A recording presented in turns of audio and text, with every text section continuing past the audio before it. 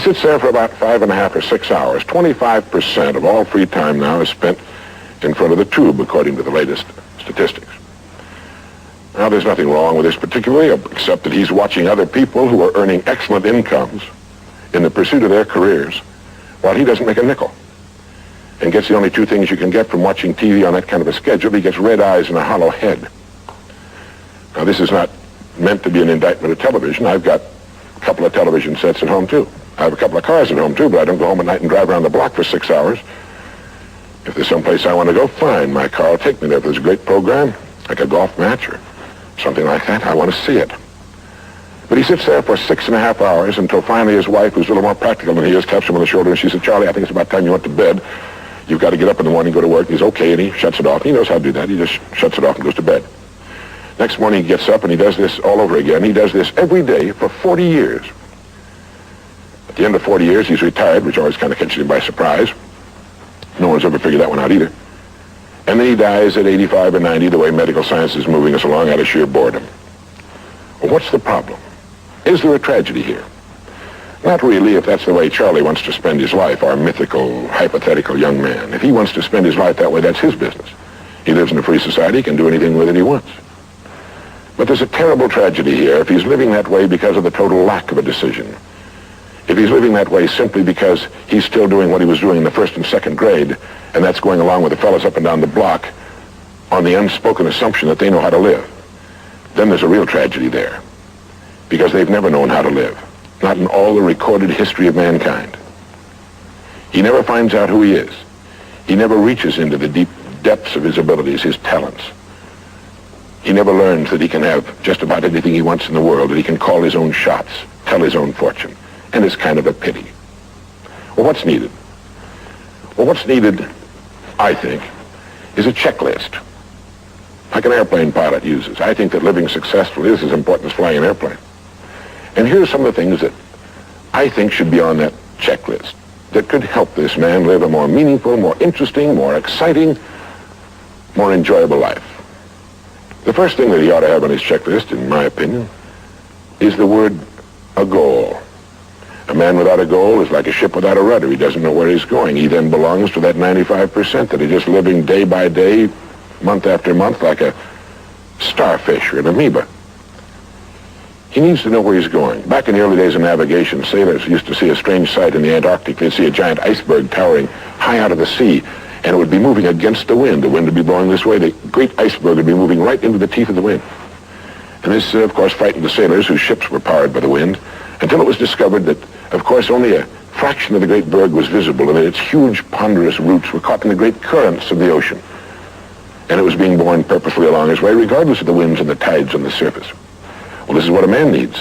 He needs his roots deep in a great mainstream of his own choosing, and then he'll move along his way, regardless of the winds on the surface of his life or short-term expediency, and he'll get to where he's going. The second word on our checklist might be the word attitude. It's been called the most important word in any language in the world, because it's our attitude toward our world, toward all the people in it, that will determine the world's attitude and all the people's attitude toward us. It's a simple thing. Most of us know it, but we tend to forget it. People will react to us according to our attitude. And our attitude is the greatest gift we can be given. You know, the little creatures of the world were given a wonderful gift by Mother Nature called protective coloring, in which they can blend into their background without being seen. But man was not given this great gift, because man was given an incalculably greater one. Only man has the godlike power to make his surroundings change to fit him, because his environment will change as he changes. A man's environment is a merciless mirror of him as a human being.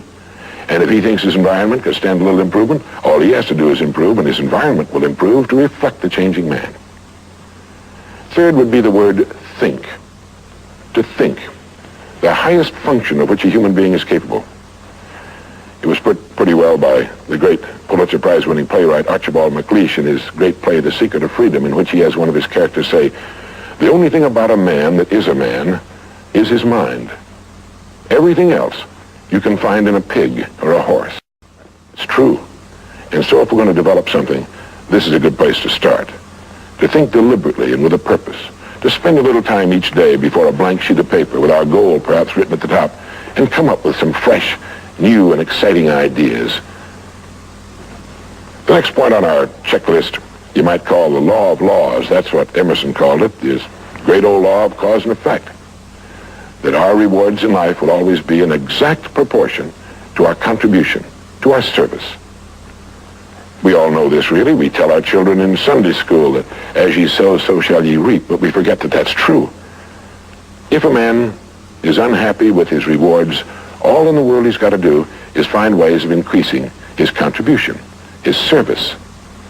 It's like the story of the preacher who was driving down a country road, and all of a sudden he came to the most magnificent farm he'd ever seen in his life. It was beautiful. And so he saw the farmer approaching the road on his tractor, and so he hailed him, and he said, "My good man," he said, "God has certainly blessed you with a magnificent farm." And the farmer thought for a moment, and he said, "Yes, you're right, he certainly has. But you should have seen this place when he had it all to himself." And the preacher had his sermon for the next Sunday. He realized that all the farmers up and down that road had been given the same land, but one man had made something great out of it. Well, all of us are given the same land. We're given a human life, and each of us can make something great out of it too if we want to.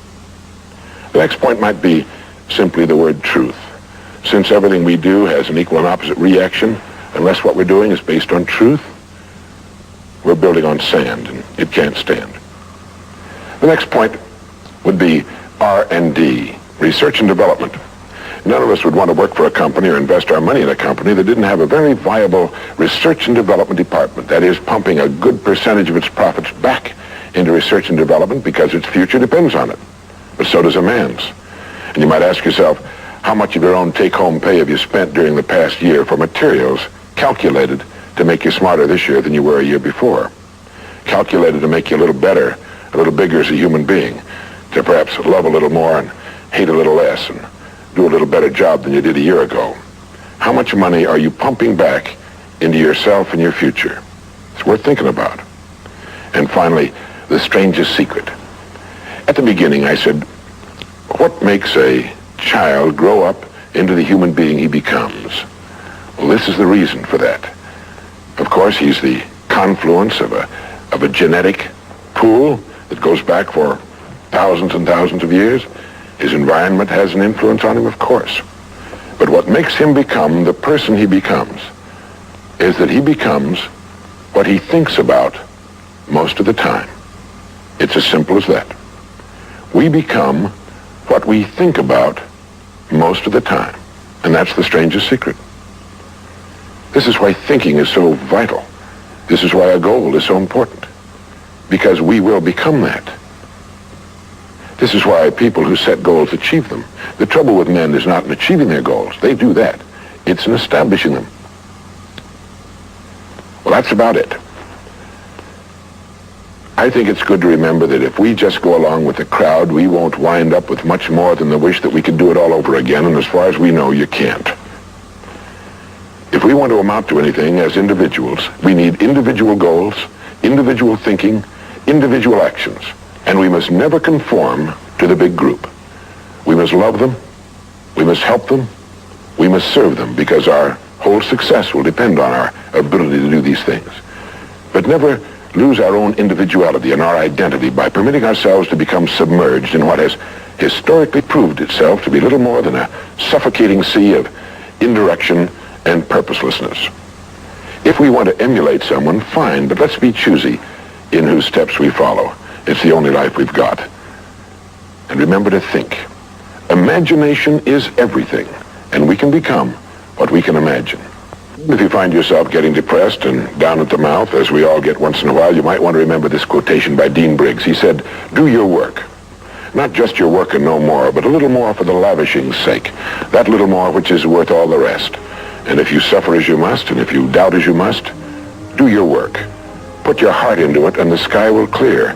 And then out of your very doubt and suffering will be born the supreme joy of life." Believe it or not, in an age when we've come to nearly deify leisure time, we've almost lost sight of the fact that virtually all our satisfactions, rewards will come not from our leisure, but from our work. And don't forget the strangest secret. We become what we think about.